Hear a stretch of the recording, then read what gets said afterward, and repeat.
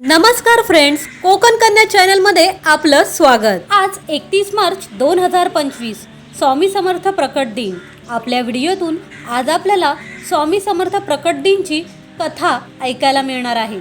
स्वामी समर्थ हे विद्यमान आंध्र प्रदेशातल्या श्री शैल्यम क्षेत्राजवळील कर्दळीवनातून प्रकट झाल्याचे समजले जाते।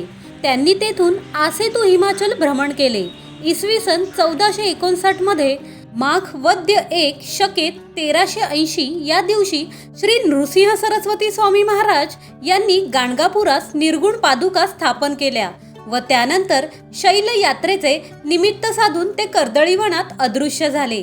या कर्दळीवनात सुमारे 300 वर्ष महाराजांनी कठोर तपश्चर्या केली।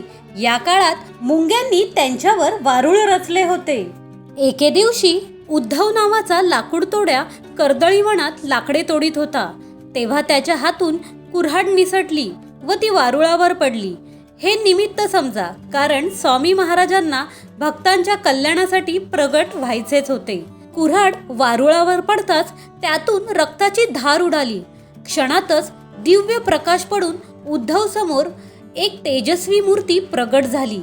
तेच होते अक्कलकोटचे स्वामी समर्थ महाराज। आपल्या हातून महापुरुषाला जखम झालेली पाहून उद्धवला दुःख झाले, तसेच त्याला भय देखील वाटू लागले।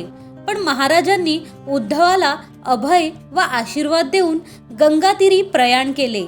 गंगातीरावर भ्रमण करत ते कलकत्त्यास गेले व तेथे त्यांनी महाकाली मातेचे दर्शन घेतले। नंतर काशी प्रयाग असे भ्रमण करत उत्तरेकडून दक्षिणेस आले।